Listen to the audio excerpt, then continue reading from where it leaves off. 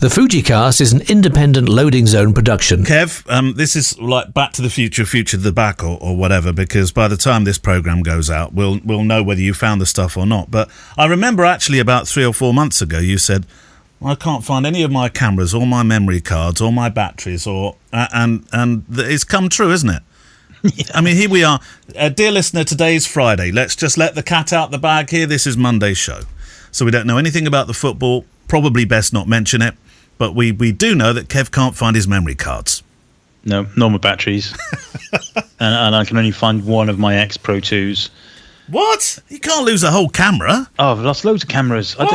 They're here somewhere, but I have no idea where. Let me just have a look, and Kev, because it might be next to your 35mm, of course, in this cupboard. It could be, yeah. Did I borrow it to you at any point? Did I look, lend it to you? Where did I get that X-Pro2 from? I've got the memory cards. I bought over the last 2 or 3 years. I bought a whole load of UHS 2 cards, 300 nice ones, megabytes a second. Yeah, and I've got one. What? I've found one. I found loads of my old 95 megabyte per second UHS 1 cards. Oh, they're quite good cards, anyway. Oh, they're fine to use. Yeah. I've got hundreds of them. Yeah, 32 gig ones. But what I like to do is just stick. I bought 6 128 gig UHS 2 cards, so I like to just stick 2 cards in each camera and then never worry about changing cards again. But I've found one 32 gig UHS 2 card. I don't know where the rest are. Do you know what batteries? I've found 4. Well, okay, you need a bit more than 4. Well, 4 is usually enough, I have to say, but I do always take a lot more than that. Yeah. And I know I've got 9 of the newer type batteries, MPS, whatever they're called. What on earth have you been doing with this stuff during this time? I mean, you should have found all this stuff when you moved offices. Yeah, I know. I really don't know. It is quite baffling because I thought I'd tidied up nicely. Well, you obviously do. You tied it up too well, and they all met Uncle Biffer. They got Bifford. I wonder, they might have gone in the tip. You know what? Might have done. This is the problem, you see. You know what you need in your life, Kev? More boxes. The Fujicast. If you have more boxes, you will be able to put things in those boxes, and then you think, I know where they are. They're in the box. I'll look over there. No boxes. See? Yeah, well, that's what you need. For those that are thinking, what about boxes? You haven't heard about the Boxgate. We haven't had a Boxgate question for a couple of weeks. He says, hint, hint. Right, welcome to the Fujicast, you and your questions from our electronic mailbag, and of course also through the Fujicast private Facebook group that you're welcome to become a part of. If you'd like to send it old-fashioned style, send to click@fujicast.co.uk. If you don't shoot Fujifilm, don't worry, it's our big old community, and whatever flavour you shoot, you're very, very welcome. Thank you to our friends who support us on Patreon, which for the price of a cup of coffee keeps the show growing. Kev's Book of the Week this week. What do we have, Kev? Hang on. Each week it gets bigger. It gets bigger. What have you got? Actually, this week I've got an amazing book. Absolutely beautiful book. They're all amazing. Bernard Parkin, Royal Racing Photographer in the Shadow of Cleve Hill. It's actually an autobiography, but it's amazing. Incredible. So we'll talk about that a little bit later. Right. Royal Racer, did you say? Royal Racing Photographer. Royal Racing Photographer. Well, that's a niche. By appointment to the Queen. That's a niche within a niche. Yeah. Within a niche. Yeah, it's wonderful. Yeah. Absolutely wonderful. That's the Book of the Week, and of course we have a guest, and today that guest is going to be Dennis Lee. It's poetic, almost. It's one of our Friends of the Show interviews, which actually comes from a conversation I had with him a year ago about the way photojournalism in the days of film worked. It's a good one, actually, as we talked a little now and then about capturing the world in film, particularly during the Book of the Week bits. Right. Questions. You've done well with the emails this week. Thank you for some of the questions that you've sent in via click@fujicast.co.uk. I think you were okay with a few more Facebook questions this week as well, weren't you? We did get a few. Yeah. Yes. Yeah, all good. You can go first, though, because I always go first. There is one here. It's sound. Okay, that's all right. No, it can be sound. Johan Borhead. It's more sort of aimed at me, this one, but I'd love to hear about what audio stuff you use for Fujicast and Photography Daily. Microphones, recorders, mixers, all that sort of stuff. Are you using a board for the sound effects? How much post-production do you do? Are you cutting the audio for a better flow? actually, Kev, you can join in with this because I mean, you did you cut the Fujicast yourself the other week, didn't you? When you did the solo episode. Well, it's not really solo. It was with Gemma, wasn't it? Yeah, I did. Yeah. What did you use? I used the great big massive mess it up method. I've not seen that one. Is there a book on that? Yeah.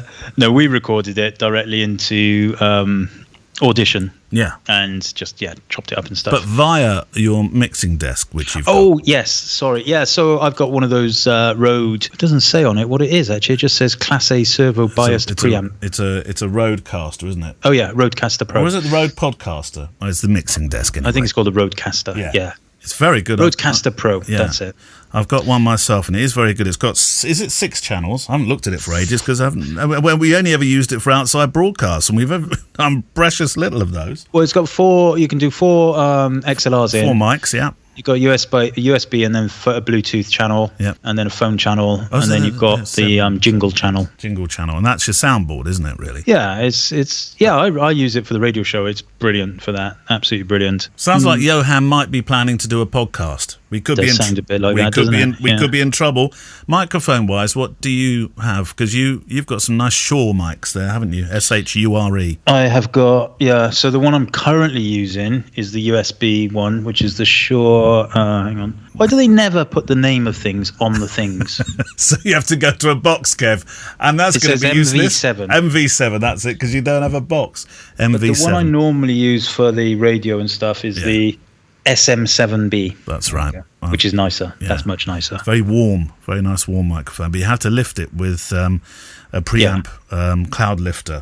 I've got a cloud lifter, a little blue box. Yeah. So there we go. And then stick yourself somewhere next to a curtain or some sound. It's very rare that you can actually soundproof a room.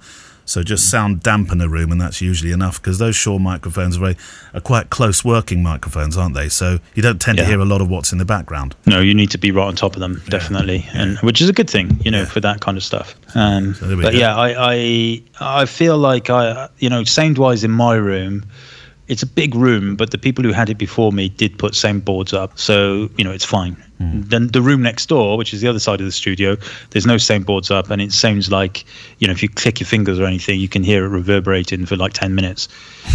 So I use a slightly different mixer to Kev. It's a Sonifex called a Sonifex S1, which is a radio broadcast mixer, and the soundboard that I use is a system called Myriad, which they use it does the same thing really as what you're using, Kev. I mean, you press a button and you get a Gemma. There we go. Easy as. Or you get something that Kev's most used to hearing.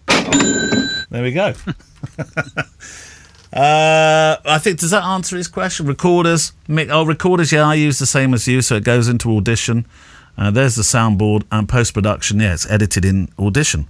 And yes, we do cut it. I don't think people realise how much editing goes into this show, because sometimes you get noises with the mouth, you get noises off the mic.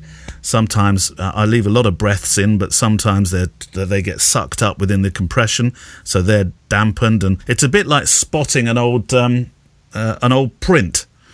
You wouldn't put a print out without spotting it, would you? And in some respects, you do a similar kind of thing with sound. So there we go, Johan, and we look forward to hearing your podcast. I wonder what it'd be called. Foreheadcast. Yeah. Johancast. It could be, I don't know. Right, yours. Oh, yeah. Mine. Right. Sorry, I was just looking at the Sonifex S1 on the internet. Were you? What did you find? Did you like it? I found a picture of this very, very scary-looking thing. Yeah. With lots of dials and buttons and sliders and stuff. It's no different, really. I mean, it does the same thing as yours does. There's a few more buttons on it, I'll grant you that. But it does practically the same. You can program this to an inch of its life as well. All sorts of clever things you can do with it. Clever things that my sound engineer knows about, but I know nothing. Right. Questions from the Facebook group. So this is from Graham Harris, and he says, lately the word of the moment on Photography Daily has been urbex. Oh, yeah. We know that Neil is tempted, but what's Kev's thoughts? Urbex. Don't be a lightweight, Kev. I'm more than happy to show you a few sites if you are tempted. I'm not talking Chernobyl, unless you want to be there, that is. But some really interesting locations in West Wales. I always thought urbex was like photographing models in latex. Isn't that what that was called? No, it's urban exploration, Kev. Oh. Yeah, Urbex, urban exploration. I don't know what you're thinking of. Well, I know what you're thinking of, but that's not it. Isn't what he used to photograph Urbex? He used to call it Urbex. I'm sure he did. No, no, it's not it. And don't get me in trouble trying to bleep people's names out. No. I'm sure of it. I'm typing it in now. No, don't say the name. Urbex is urban exploration. And it's not just for photographers. It's for people that like to just visit old places that are going to rack and ruin. There's a whole organisation you can join in this country, and people join in and say, look, I've been here, it's a bit dangerous, watch out for the ceiling. This one you get somebody runs out and says, can't come in here, mate. That kind of thing. And of course now it's become a very fashionable thing to do photographically, isn't it? Go and photograph places that, feel and look a bit haunted, a bit frightening to go in on your own. I think it was the name of one of Dan's models was called Urbex. Was it? That's what I was thinking of. Interesting name. I think. Well, so what do you think of... I mean, you know what urban exploration is. You've seen the photographs, Kev. What do you think? Oh, I do know, yeah, and it's what Jay's been doing it for years, hasn't he? Jay Farrell. Yeah. Published books and all he's sorts very about good it. Yeah, he's very good at it, actually, yeah. Yeah, I have to say, though, it's not particularly anything that floats my boat, no. I have to say. Not that I don't appreciate the people that do it, and I do find the pictures interesting. I wouldn't want to trespass, that's for sure. I wouldn't want to go somewhere where you're not meant to go. No. And I know a lot of this stuff is. I'm not saying that everybody does it illegally, but a lot of it is, isn't it? It's in like old hospitals and things like that have been condemned. Yeah, I mean... Chernobyl? Yeah. Would Chernobyl... I mean, we talk about Chernobyl once? Yeah, well, you can go to Chernobyl, can't you? Yeah. I know it's kind of been done, but it's still intriguing. Yeah, I think, absolutely. It's intriguing. The story of it is intriguing. Yeah. And, absolutely. But I'm not going into an old derelict hospital and taking pictures of chairs in the corner. It's not my ambition, I have to say. No. But, like I said, people do like that kind of stuff, and that's fine. I tell you what interests me, the old they call them ghost railway stations, and there's quite a few on the London Underground, aren't there? Yeah, stations that are no longer used. Some of them have been converted. I say converted, or rather sort of cleaned up again to be film sets, haven't they? Some of them have, and also there's that underground tram station that they use a lot as well. Yeah. Can't remember where that is now, but that's somewhere. There's a tram station. You can still see the tracks that go underground. Yeah. And it's caged off. Yeah, I mean, I do find that interesting. I do find all of these things interesting. It's history. It's just I'm not necessarily interested in pictures of it. I'm interested in the stories behind it. So you're not likely to get Kev out there doing Urbex soon? No. I think it's quite fascinating. I would be interested. I don't think it's going to become a photographic passion of mine by any means, but I went into the... have we been walking up at Greenham Common together, Kev? I'm not sure whether we ever have. No, I've not been up there with you. The airbase. It's a fascinating place, the airbase. I mean, it's a decommissioned airbase now, but there's still some wired off sections of it that I don't think people will ever be able to go into. And one of those are the old missile silos, which are reasonably well protected now by wires and double layers and stuff like that. Maybe it's razor at the top, I don't know. But I remember when it wasn't so protected in the early days, I got in and looked around the silos, and it was truly spooky. So I get the fascination, because there was this kind of rush of adrenaline as I was looking around. But it was odd to be in a place and you just don't know who's around the corner, Kev. Yeah, I mean, I am fascinated by those kind of secret places. Yeah. Definitely, I like the stories. But it's not something I would necessarily want to go and photograph, I have to say. Although I probably would take pictures if I was there. Yeah. But then I wouldn't trespass. No. That's the thing. No. Complicated. I've made that really boring, didn't I? No, well, it could have been so much more interesting. But let's see if we can tempt you with this one. Hi, Kev. Hi, Neil. With all this talk of COVID-safe events and many people allowed to attend a certain football final we shall not mention. Well, actually, this was written in before, and of course we're not mentioning the football. I wonder if you're planning a special event for your 200th episode that isn't so far away. If thousands of UEFA VIPs and even more thousands of bare-chested football supporters can attend a football match reasonably unchecked, well, no, it's not quite fair, because apparently they were all checked. I'm sure if we all behave ourselves, took our tests, came up with a jab certificate and pleasing batch numbers and wore appropriately bright yellow hazmat suits, we could have an event. I know it might be tricky, and actually I'm in Guernsey, so I'd be watching from a socially distanced 200 miles away anyway. But come on, chaps, what are you planning? Peter Whiteside. What episode are we at? Well, we're 18... where are we? 18... Is this 189 today? Let me just check that, Kev, while you think about the answer. Yeah, yes, 189. 189, that's what we're on today. So that's 11 weeks. Yes. So we have 11 weeks till our 200th. I'm going to look at the calendar. Aren't we taking any time off in August?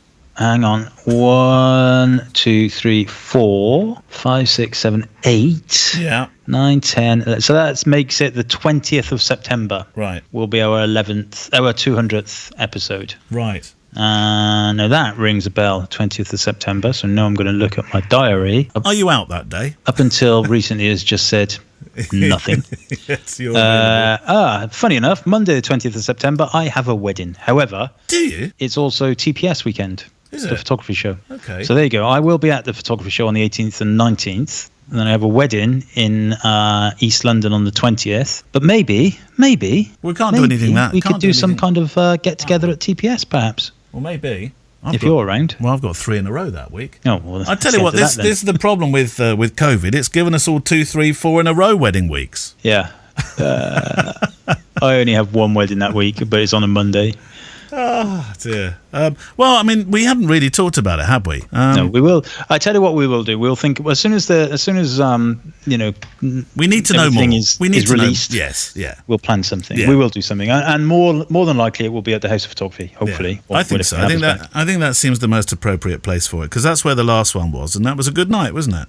Yeah, and then when everything is properly up and running and everybody's free to do whatever they want, and you know they just stop all of the stuff that's going on, then we will plan our big thing. So shall we say 200 will come and we'll blow some party poppers or something, or let some party poppers off and blow some whatever those things are called, and then we'll have the proper party later on. Yeah. How about that? There we go. Because we are thinking about something for next year, which I know we've teased you with, but can't say anything about just yet. That might be the most appropriate time. Yeah. Okay. We're doing well with this, Kev. I don't think we've answered anything this week correctly. I know. Right, question. We're very good politicians. We did a lot about politics last week, which a few people recognised. Go on. Right. Next question from the Facebook group. I am going to go up to... I'm going to go to Steve Ford for no other reason than I saw him yesterday. He's a good chap. He is a good chap. Steve Ford, hello chappies. Talking to chaps. Question on the differences between zooms and primes. Now, I know a zoom allows you to get closer or further away without moving your feet, and primes are generally faster with a larger aperture, etc. But is there any other differences, like the quality of the glass, faster to focus, or other technical differences that are not commonly known, using the XF range as a discussion point? Thanks heaps. Yeah. Steve. Well, I think in some cases the glass is, kind of...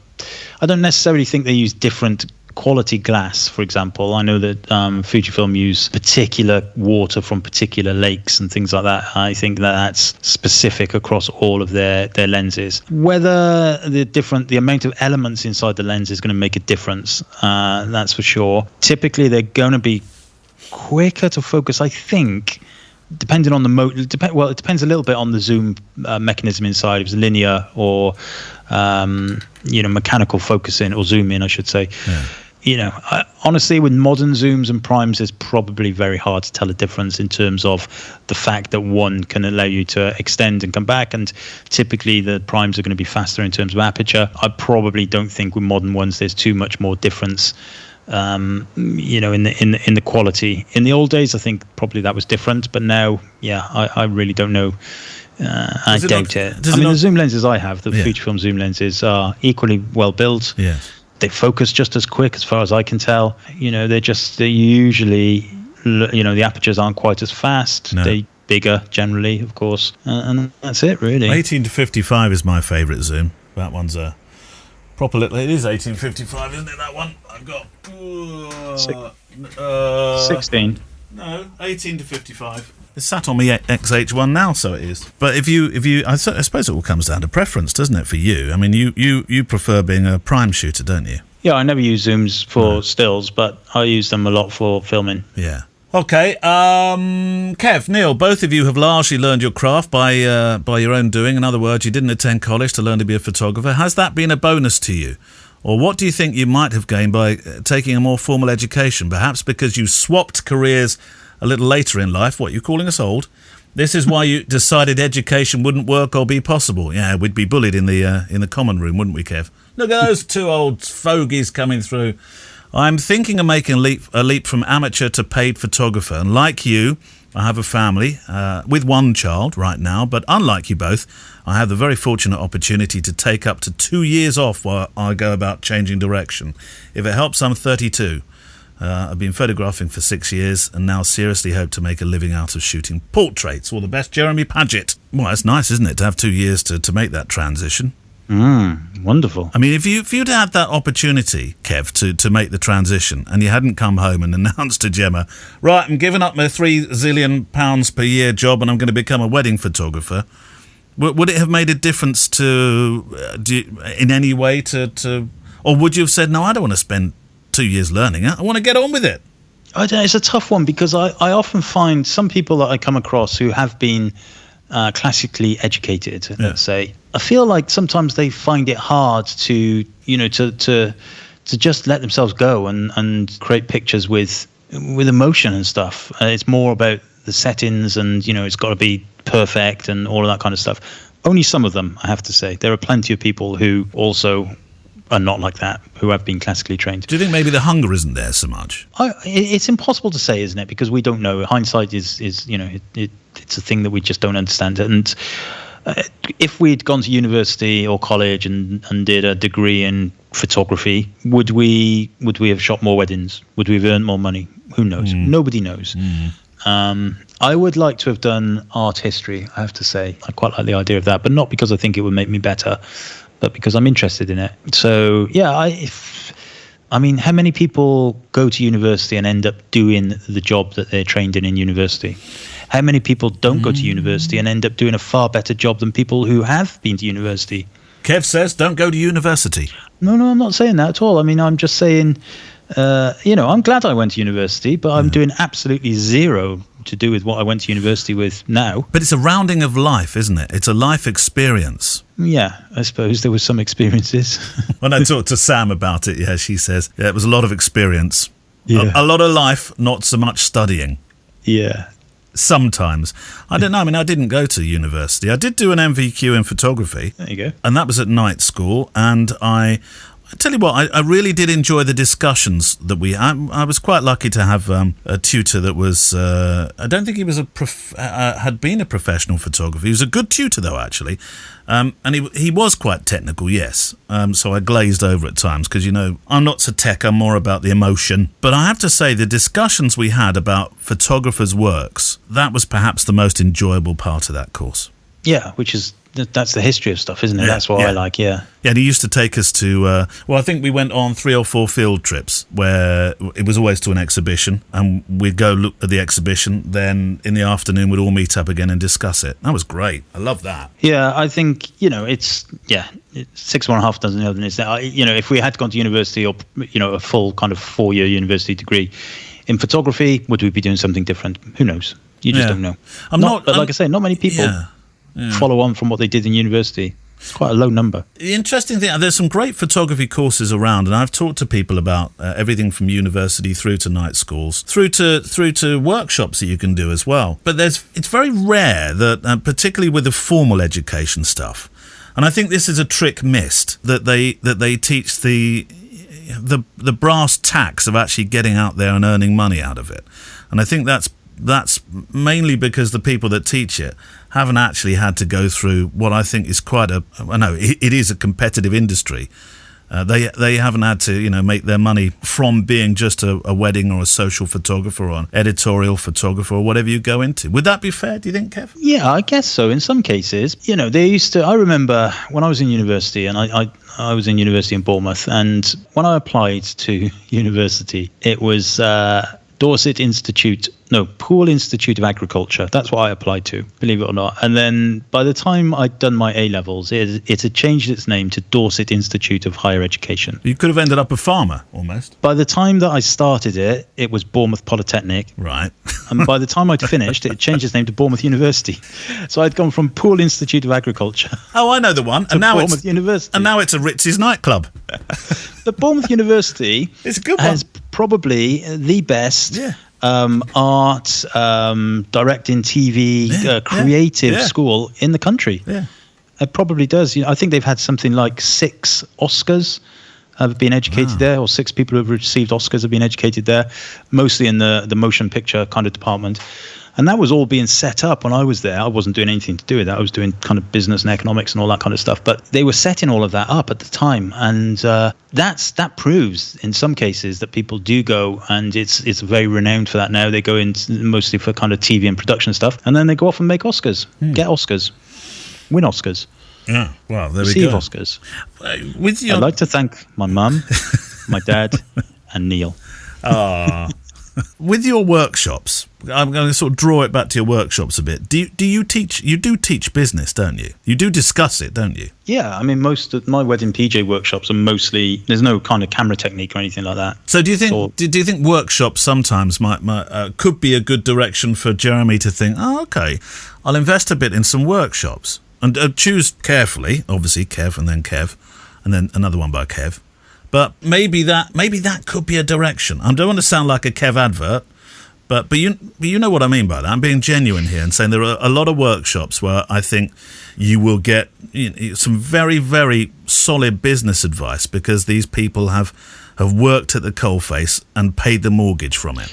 Yeah, I do agree with that. However, I do also think that sometimes people go for, especially like the night school type training or education, because it's it's modular. It's also something to do. It's structured. It's a long-term thing, and I think there's an interest in that. I for example, I would, if I had the time, I would quite happily do a night school in something like art history. Yeah, I would, because I'm interested in it. I'd like to learn that. Yes, the workshops, of course, there's lots of them out there, and there are some very good ones, and there's probably some poor ones. I don't know, but the chimp on my left shoulder is saying, "Come to my workshops, come to my workshops," and the chimp on my right shoulder is saying, "No, go and do something long term, enjoy yourself, make yourself a hobby out of it. Almost, education can be fun." Never mind that animal. I'm gonna bouquet chicken. Should be fun. Bouquet chicken. What do you think they should do? Yeah. Go to Kev's workshop. Well, you do workshops as well. Right, I do, but not as many as you. You are the workshop king. Isn't that right, Bouquet Chicken? Exactly. There we go. That's all you need to know. Well, what I do is, mate, I did my first one last week, first one in 18 months. Well, I know, but there has been a pandemic on, Kev. Don't be hard on yourself. Did it go well? It was good. A really nice bunch of people. Good. Righto, let's have a chat then with one of our friends of the show, Kev, Dennis Lee, whose website we will link to in the show notes. Dennis works on a lot of heavy construction photographic projects these days, following on in a life of making pictures, really, including much time in press photography. And that's where we thought we'd take some inspiration. Working with film, working in the darkroom, working to deadline. Dennis Lee. So, Dennis, what was it like to see your pictures in the paper every day? It was exciting. It was... it was exciting every day.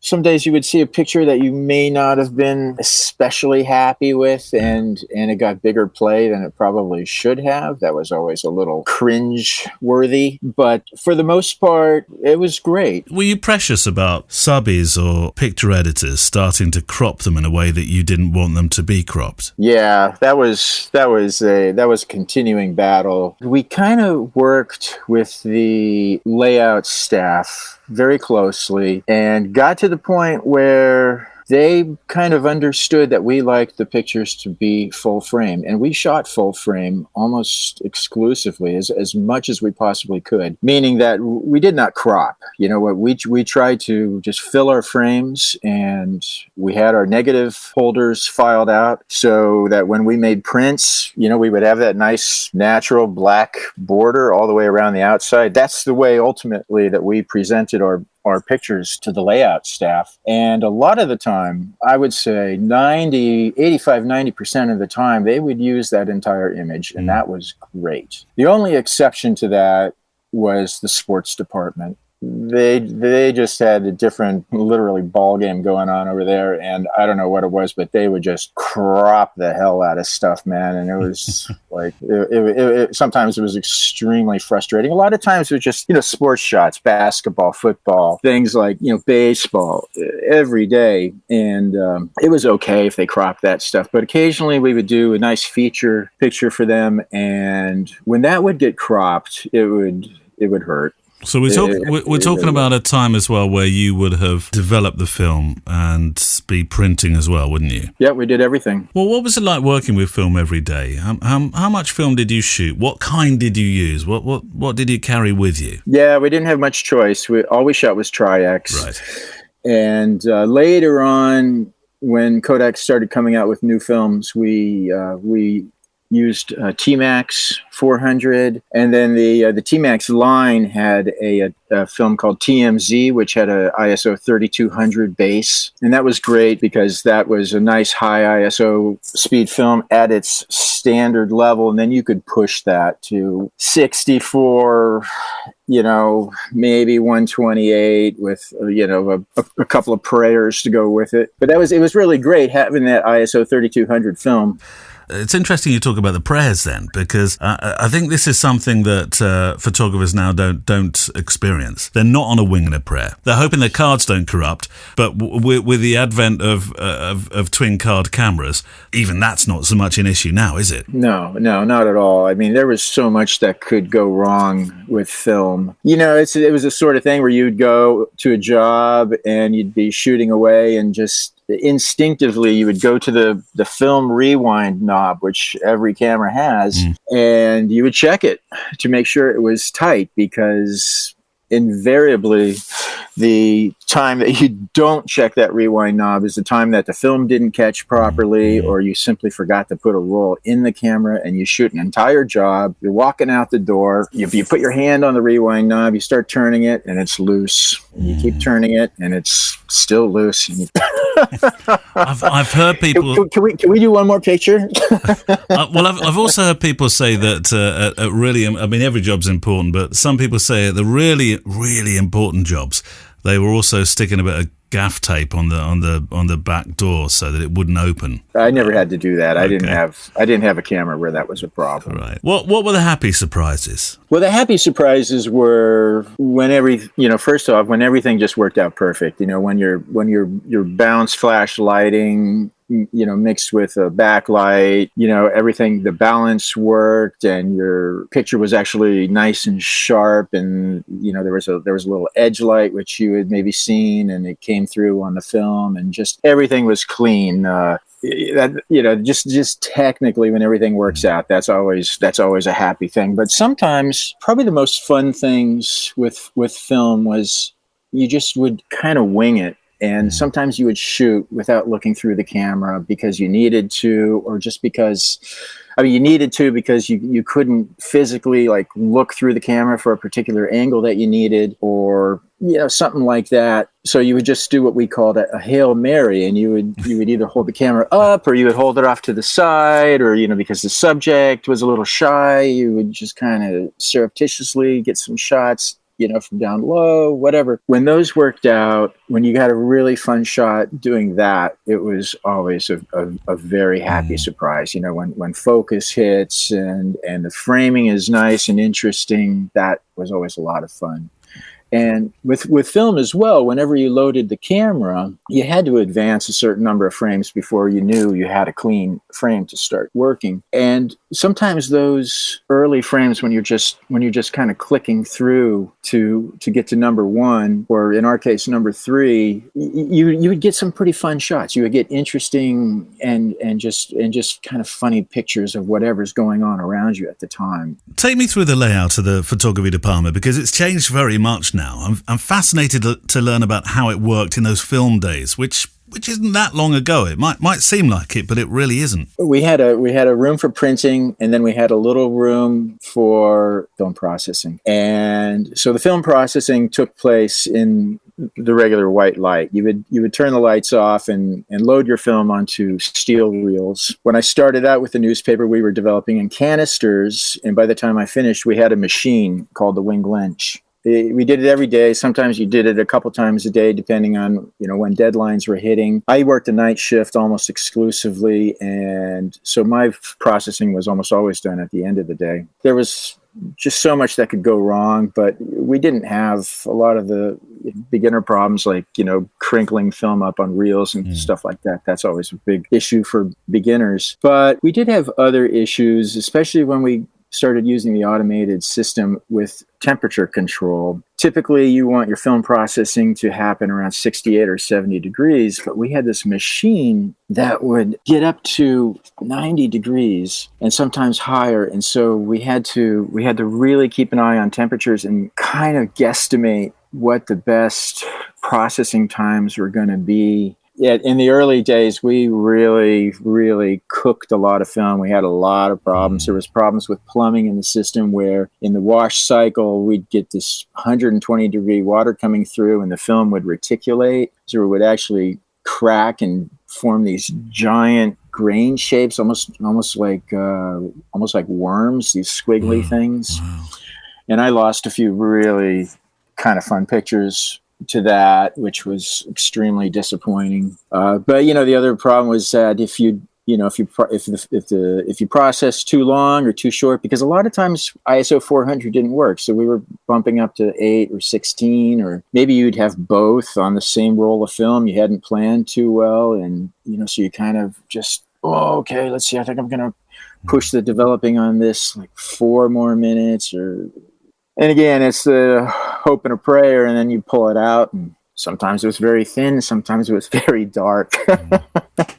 And then you went into the dark room, and you tried to save it there. And the printing was actually a lot of fun, although very tiring, a lot of work. Some days when you had a lot of printing to do, it could get to be a little exhausting. I want to believe that there's a sort of a romantic notion of being in those either print rooms or you're dealing with a film, it's almost like a jazz club. There's a sort of smoky kind of nature to the whole thing. I want to believe that was true of the sort of the real newsrooms. Yeah, it was true. It was actually a lot of fun. You'd be sitting there working in the dark room, kind of concentrating, trying to get stuff done, maybe decide which image you liked better to give to the desk. And reporters who wouldn't have anything to do, or they'd be done for a few minutes, they would try and sneak out of the newsroom, because if you're sitting around not doing anything, you get put to work. So we constantly had people coming in and hanging out with us. They would come in, hey, what's going on? You doing anything? It's like, yeah, I'm working. Or they would just like hop themselves up on the counter and like start chatting away, and you're going like, shit. I'm trying to get stuff done here, man. But, of course, you kind of get into the banter of it. The music is playing, always had music playing in the dark room, and you get good conversations going, and, the other photographer comes in, he's got stuff to do, and now there's 3 of you, and then you hear the metal rotating door turn, and another person is coming. It's like, oh my god! It was fun. It sounds to me like it was some sort of social meetup to your dark room. It was like the Hideaway, and just about everybody would eventually end up there. For just, one reason or another. And they would come like with a little bit of business, and then they would hang out for 15, 20 minutes. Did you print at home as well? No, not during the newspaper days. In the newspaper days, I didn't even have a darkroom at home. Right. Okay. I just, everything was at work. And if I needed to print stuff for myself, I would just stay late. I would stay at the paper till 2, 3 in the morning and just, crank out my own stuff. I want to get onto your days, what they were like as a photojournalist, how many assignments you would receive, what the hours were like. I'm imagining it's not 9 to 5. Well, I'm hoping it's not really, because I'm back to my romantic notion of thinking that as a photographer, you are on call 24/7. Right. Those calls didn't come too often, but they came occasionally. And, that was from the newsroom listening to the scanner, and something big was going down. So you got a call at home, hey, we need you to go out such and such place. My day was always long. My shift started at 1:30 in the afternoon. Right. And I would never, I don't think I ever left at 9:30. I think the earliest I may have gotten out of there was 10:30. Typically it was midnight. Yeah. The last deadline for the press was 11:30. I was almost always there until that time. There was an excitement, wasn't there, about putting a paper to bed, as they call it? Yeah, it was great. And you want to be there. You don't want to miss that bit. Yeah. And if you had, if you stayed late enough and you had something that you were looking forward to seeing published come out, you would just wait and actually go back to the first press runs and take the newspaper right off the press. It was fantastic. Well, I've heard it likened to taking hot bread out the oven as a baker. It was if you were there, and I remember this from working in newspapers, albeit not in the photographic side of it originally. Of actually being there, watching a paper come down the run and saying, I want that, that's my one, like a new hot bread roll. Yeah, exactly. They actually are a little bit warm, and the ink is still a little damp, and you reach, they're all coming off the back deck, and they're folded, and they've got a single fold in them, they've been folded halfway. And you just reach in and you pull one out, and the press is running, it's loud, everybody's got their earmuffs on, and just pull your paper out of the feed there, and you open it up and you look, and it's like, oh, right, that's great. Yeah. Did you enjoy being a photographer for news? I loved it. Yeah. The people that you work with, because I think people in press can be quite tempestuous, can't they? Some of them can. The first newspaper I worked for was a kind of a bunch of old guys, but they were actually a lot of fun. I had a blast hanging out with those guys, and that was back in the day when some of these guys would actually keep a bottle, in their bottom desk drawer, and they would tuck it into something and come up to the dark room and start taking swigs. Like, oh my God. Yeah. What's going on? And 3-hour lunches. Holy cow. Crazy days. I'm glad I got to experience a little bit of that. I've talked a bit of late about how the relationship is between the public and those making pictures. Now, it seems to me there's a bit of a divide across the Atlantic here, in that, and I'd presumed that the press in the UK and Europe had total access to everything. But it seems from photojournalists that they don't agree with that. That you talk to a photojournalist in America and they'll say, yeah, people get it here. They know what freedom of the press is about, and we have it.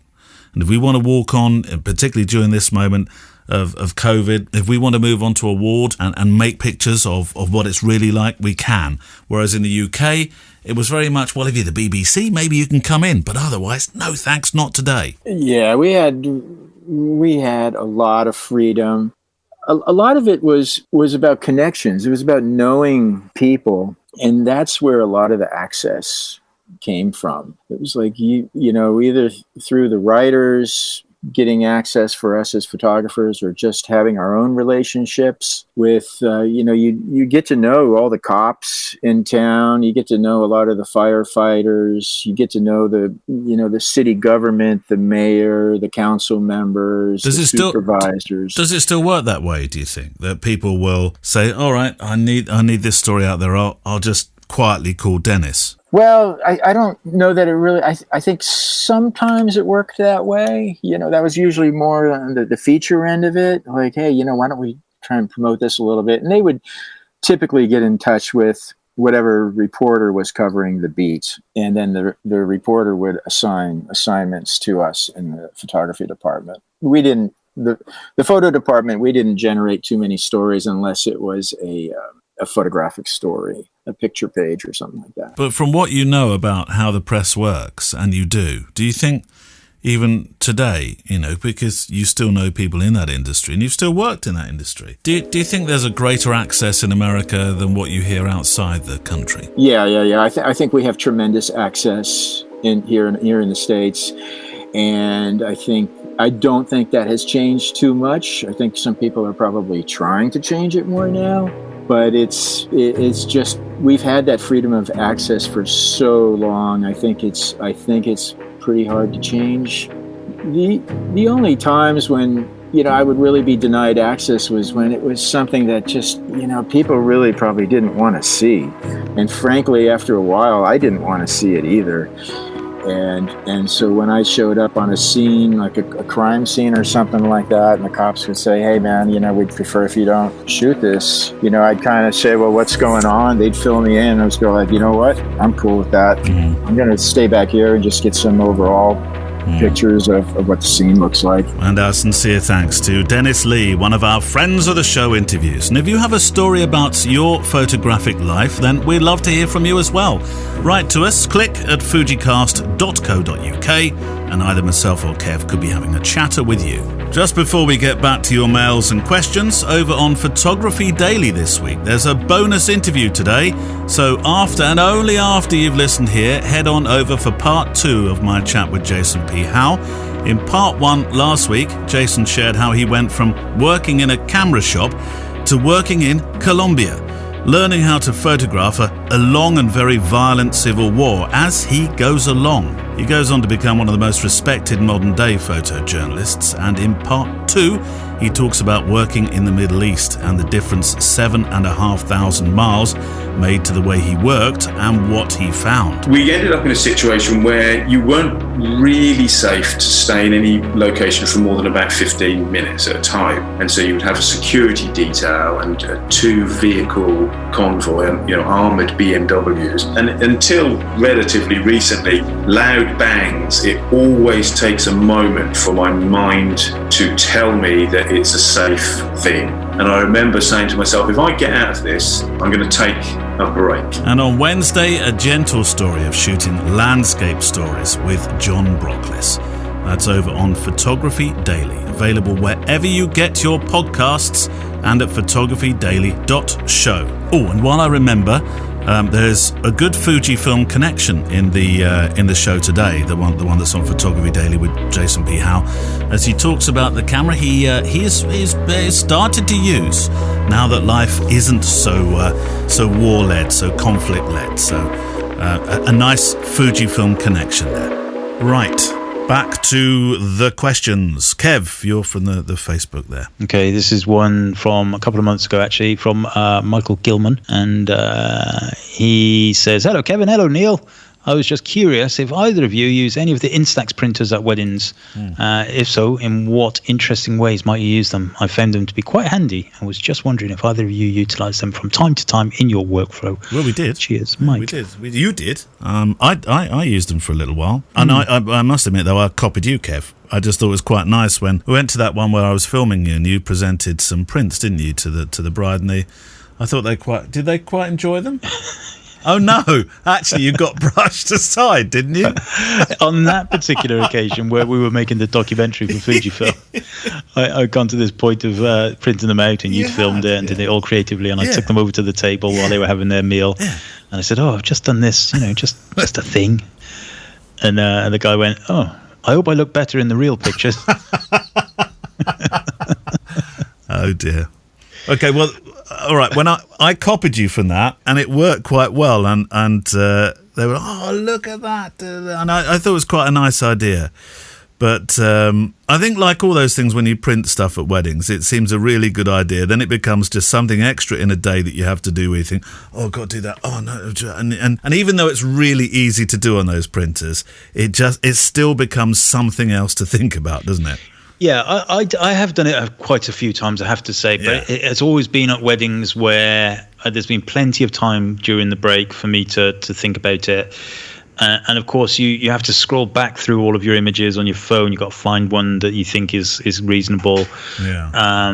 You've got to edit it in the camera. You then send it to the phone, which then sends it to the printer. At one point I did go through a phase of taking a little mini book. I used to buy these little mini Instax books. Yeah. And you'd print out 10, and you'd give them this little book. So it looked very, very cool. But yeah, I kind of stopped doing it. It's the scrolling through, because now I just shoot with one memory card. Yeah, you've got to scroll. There's a lot of scrolling to get back to like the first kiss or the walking down the aisle pictures. Am I right? By the time the wedding breakfast happens, it's about 6 hours later. And also, it only works with the JPEGs, doesn't it? You can't send across a RAW, of course. No. Or you can edit the RAW in the camera, create a JPEG from it. Yeah, and do it that way. Just another layer, then, isn't it? Really? Yeah, it is. It is added work for sure. Yeah. But yeah, I mean, that's what they're for. If you've got the inclination and you don't, I like, when it comes to the wedding breakfast time, I do like to switch off a little bit, because by then you've probably been pretty brutally working for 6-7 hours. Yeah.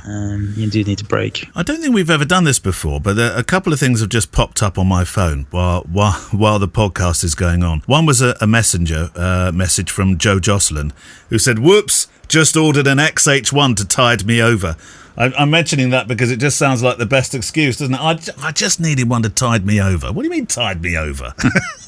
But another one's come up from, it's a tweet, this one, from Sean Tucker, if you elongate it. There must be another Sean Tucker on there. "Moving out to the countryside this year has been good for the soul. It's impossible not to feel better after a walk through places like this." And then he's put a picture up. And the reason I'm mentioning it is because there's been a lot of conversation over the past week or two in particular about the future of Instagram. And I remember Sean Tucker saying in particular that he was using, and it clearly is here, using Twitter more now, to use that as his photographic sharing base. What's your thoughts about that, Kev? Because I've noticed a bit more of it, and I quite like the way the algorithm works, and I see the people that I follow and I'm most interested in. It's worked out the ones that I want to see, instead of just another advert, which seems to be the way with Instagram right now. That's a bit of a flippant sort of generalisation, but a couple of thoughts on that. I have never ever been delivered an Instagram advert ever. Yeah, you say this, and I don't know how that's happened to you. I've no idea, because that's not the experience of, I would almost say, everyone listening. Well, if you go into your Facebook settings, you can switch them off. That's what I did, and I don't get any Instagram adverts. I tried. We did talk about this. I tried it. It doesn't work. I put a post on the Facebook, on the fujicast.co.uk page. Maybe it worked when you initially set it up, Kev, and you've escaped underneath the barriers. Maybe the wires.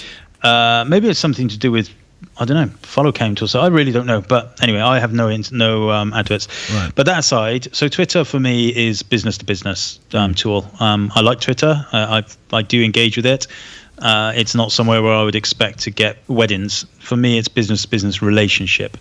So I'll kind of my Fujifilm relationships and my relationships with venues, all of that kind of stuff. I wouldn't go onto Twitter and post a picture of a wedding, for example. I would do that on Instagram.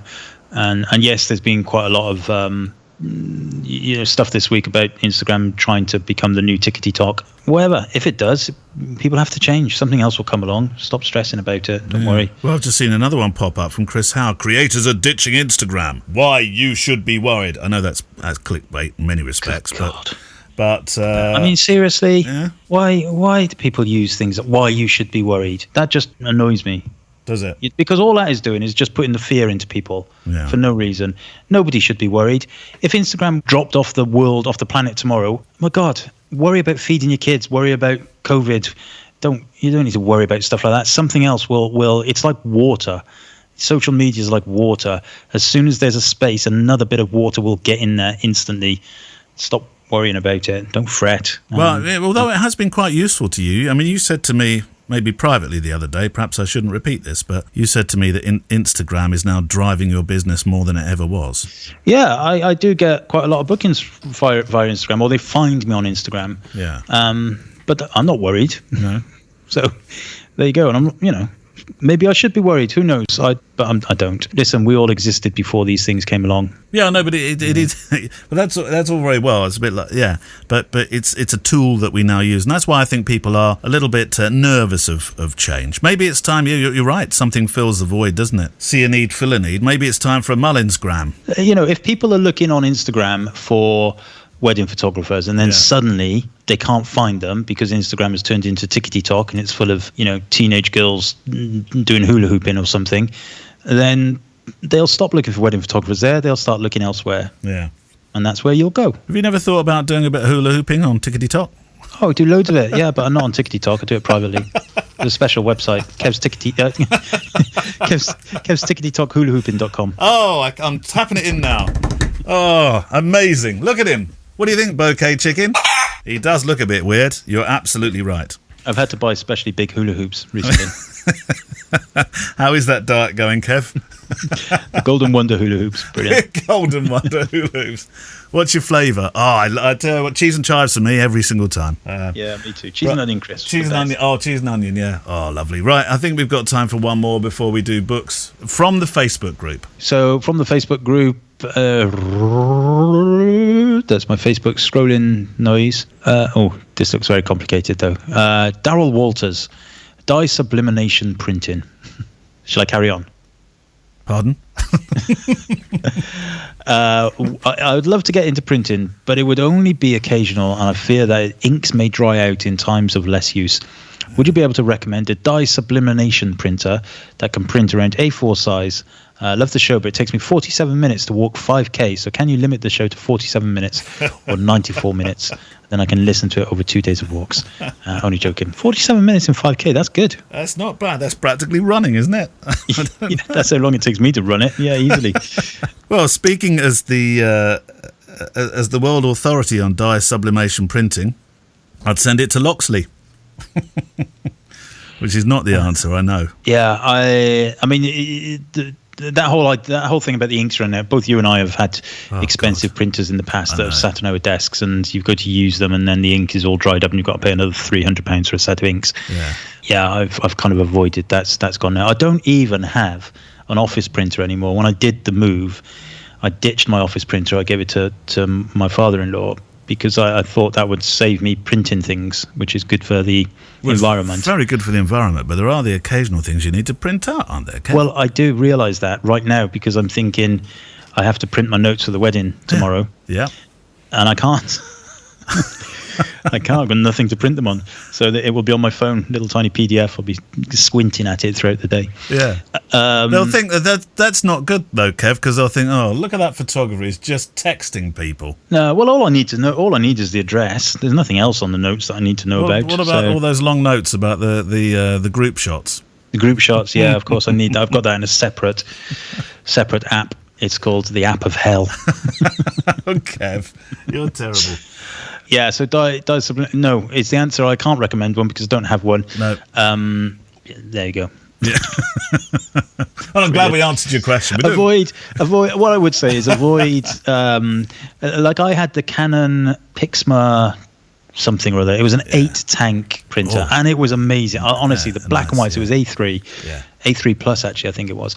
The black and whites were to die for. It was a beautiful, beautiful printer, but it cost, like the printer may have cost, I don't know, £800, maybe more. Could have been £1,600, don't know. But then the inks were maybe £300 a pop, and they would just dry up. That's just dry up. I'm just trying to look at the one that I had, an Epson one, which was really good. It was fantastic. No, I can't find the number of it, and it was quite old. So actually, it's a long time ago that it would have been produced a long time ago, but that was really good. But you're right. I mean, it was just, I was pouring money into that thing, and unless you really want to do it quite often.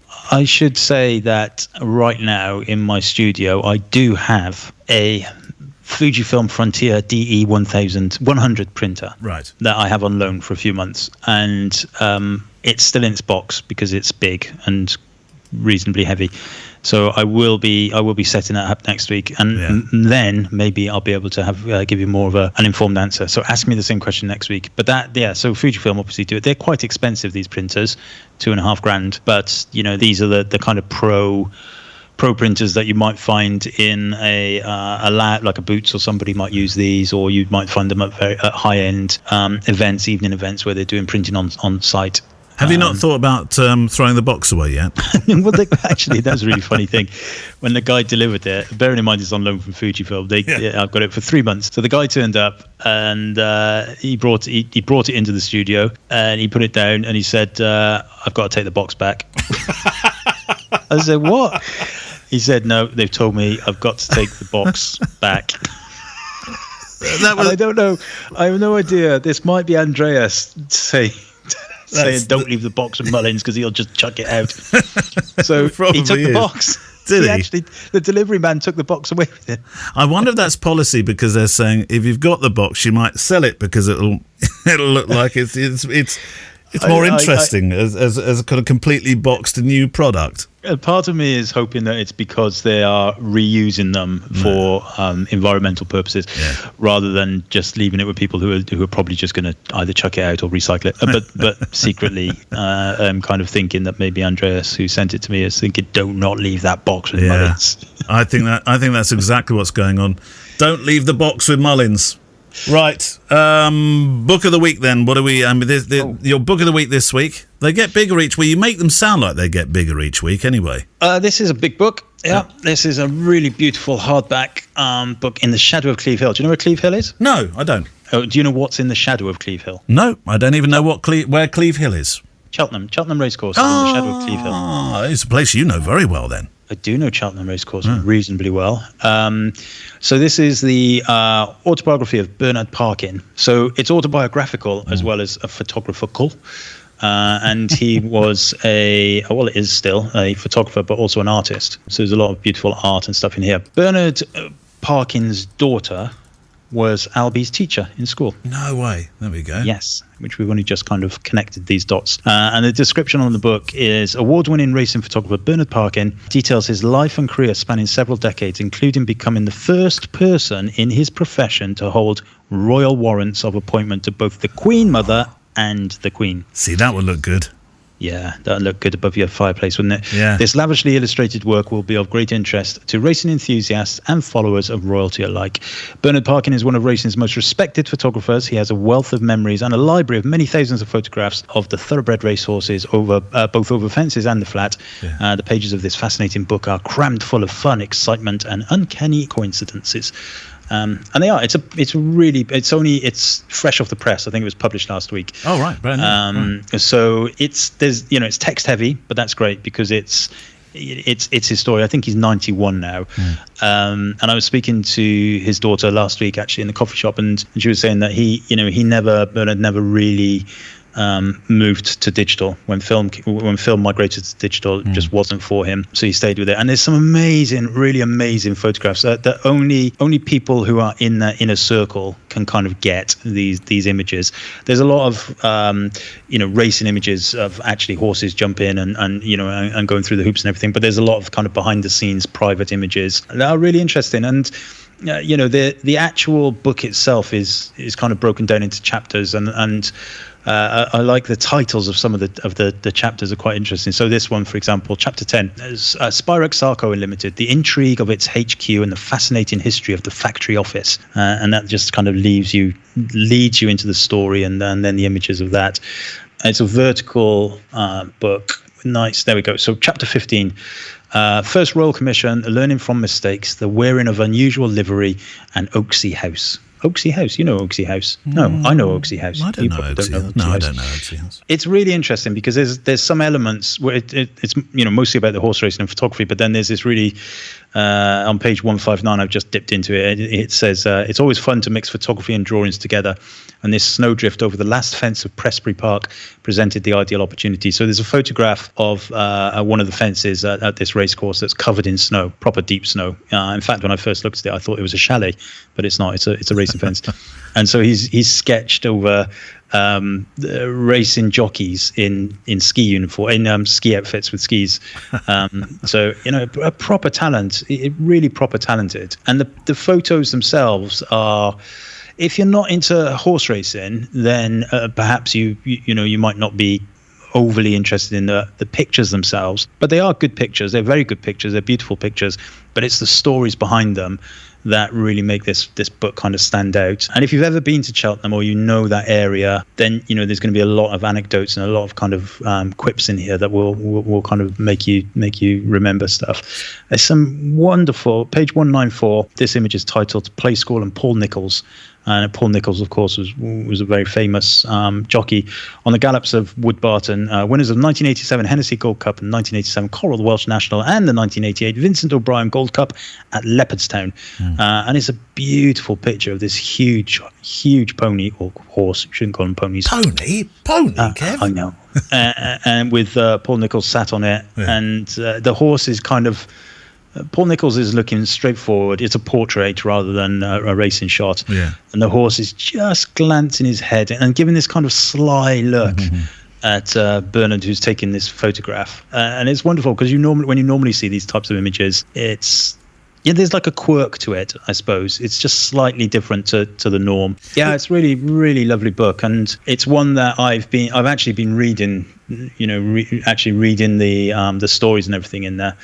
And it's one of, honestly, it's not something perhaps that you're going to learn any lessons about photography from, because it's not an educational book like that.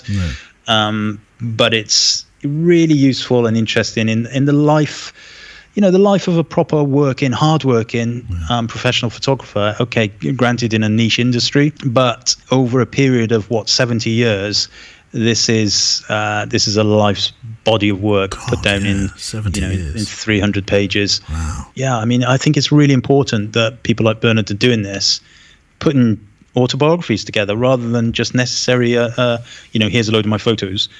Here's my thoughts and here's my life. And I think it's lovely. You won't be able to. Well, perhaps in the near future you'll be able to, but right now you won't be able to find it on Amazon, but you can get it from places like Pitch Publishing. I think I just found it on the internet. There we go. pitchpublishing.co.uk. £30 hardback book. Really nice. Really nice. There's a wonderful picture on the back of Bernard with his, he's got the cravat, he's got the tails on, everything, and then he's got three cameras around his neck, one long lens, one short, one wide. And for all intents and purposes, he looks just like any other professional photographer, looking for this shot. But of course, because of the world he's in, he's fully suited and booted. Brilliant. Of course, you have to be very, very trusted in that world, don't you? Really, they don't just let any old Mullins and James in, do they? I remember going to Newbury Racecourse to do some commercial photography, and I was there on a race day. And I thought, I'll be able to get into there and there. And no way. I wasn't allowed near any what I would call the interesting stuff. I could only get in with the caterers and people, which, to be fair, was what I was commissioned to do. But I was hoping to get a lot more of the story of the day. What would you think if somebody described you? What would they I'm going to give you 1, 2, 3, 4, 5, 6, 7, 8, 9, 10, 11, 12, 13, 14, 15, 16, 17. You've got 18 to 20 words to describe you. Oh, God, Kev, I don't know. I suppose I'll have to quote from my school report. Could do better. I don't know, Kev. What would they say? I don't know. But that was an unfair question. But on the back of Bernard's book, it says, artist, writer, and official racing photographer to the Queen, the Queen Mother, and Ascot and Cheltenham racecourses. Well, I don't think mine would look quite as good as that. What would they say about you, Kev, in 18 words? Short, big eyebrows, pointy eyebrows, a little bit grumpy. Yeah, you're running out of words. Yeah, I've run it words. Yeah, so that's it. So that's the book, In the Shadow of Cleve Hill, the autobiography of Bernard Parkin, Royal Racing Photographer. We will, of course, link to it and some pictures and stuff like that if I can find any on our show notes. Perfect. And I like the idea, Kev, of a book that's about the thoughts and inner workings, if you will, of a photographic mind. And though it's not autobiographical in the same sense, Henri Cartier-Bresson's The Mind's Eye is similar. The book that introduced me to the concept of the camera as a sketchbook. Or was it pad? No, it was book, wasn't it? Right, questions. Mark Dell, just sort of aimed at me to start with, then it's everybody. About time you got the V. I have to say it's been a brilliant camera so far. So we're talking about the X100V and a pinnacle of Fuji's attention to detail and build quality. Hurrah, I say yes. I was listening to the comments a commenter had made about the monochromatic V sensor. I wish to add my voice. Make one, Fuji, make one. It doesn't matter how you try, you just can't beat a true monochromatic sensor output. I think Fujifilm, he says Fuji, but I'm filling in the rest, have perhaps underestimated the interest in such a camera system. Perhaps they should put a poll up sometime on their website, or maybe you should on yours. Best wishes, enjoy, from Mark Dell. I had coffee the other day with Jeremy Baker, and he has a GFX, which he had converted to a monochromatic sensor. I think somebody did it in America for him. I don't think it's a GFX. No, it is. X-Pro, isn't it? It is. I know he had an X-Pro converted. No, didn't know he had a GFX it sat converted. because I put my X100V next to it, and obviously swamped in size by this thing. It's a monochromatic GFX. But it doesn't. You can get them converted. You can get it converted. You have to remember to stick the machine on monochrome setting. Otherwise, you get a pink rendition if it's in color. Yeah.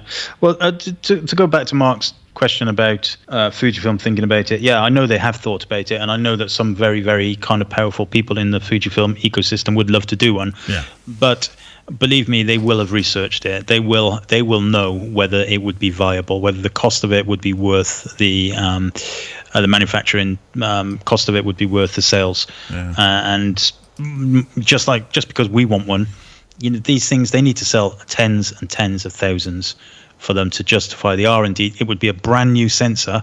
It wouldn't just be a disabled sensor. It would be a brand new sensor. I don't think Sony, who supply Fujifilm sensors, create a monochrome sensor.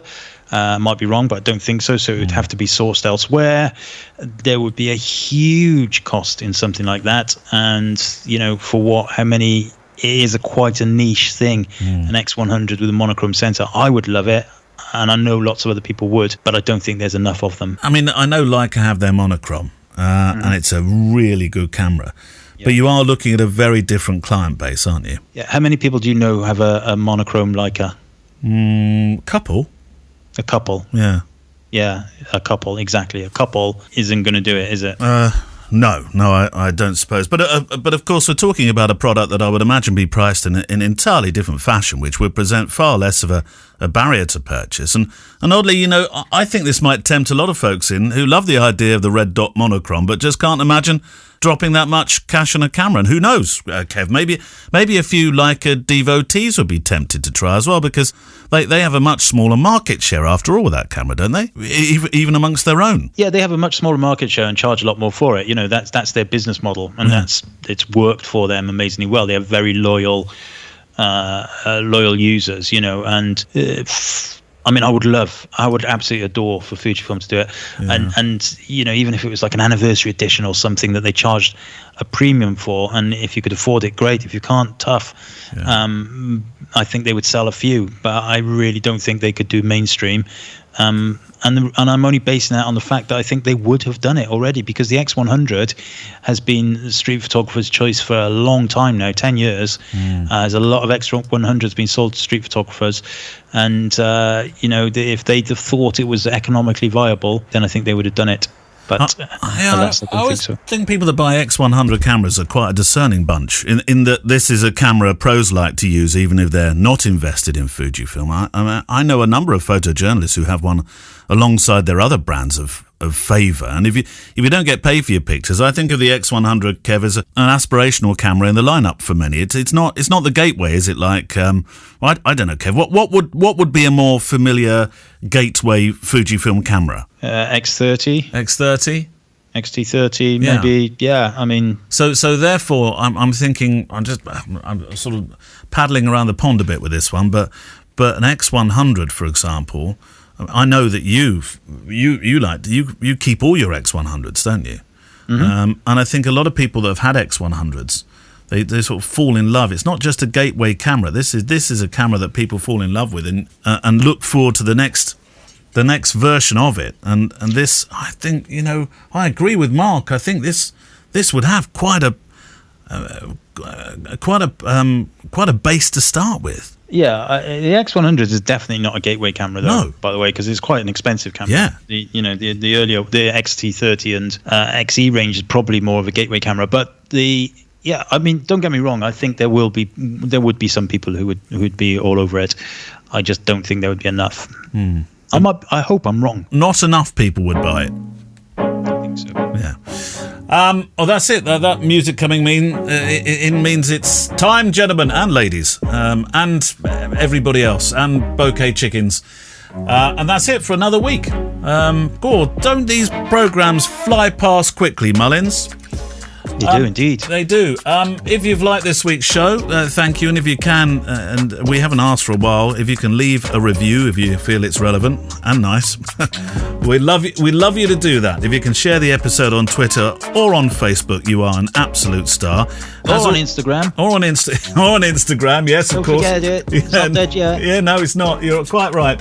And we also must, sorry to interrupt, we must, we've forgotten about the patrons again. We're very, very British in that respect. But also, I've forgotten massively about the Instagram print swap. Oh, God, Kev, that was weeks ago. I know. Yeah, Should we sort it out for next week and then forget it again? I don't think I'll have time to do it for next week, but it's on my to-do list, honestly. Right. It's number, hang on. It's got 4 numbers in front of it. It will get done. Don't worry.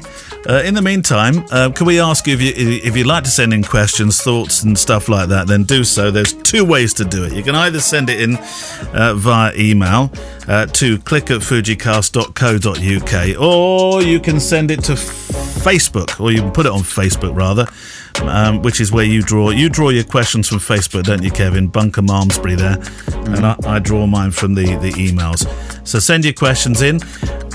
Music is from Blue Wednesday. We're supporting music from the incredible artlist.io, and we will see you next week. Bye, Kev. Bye-bye. The FujiCast is an independent loading zone production. Email the show with your questions and words of wisdom to click@fujicast.co.uk. Email any complaints and political nonsense to our wives, who will deal with your comments in their own good time and in their own good way.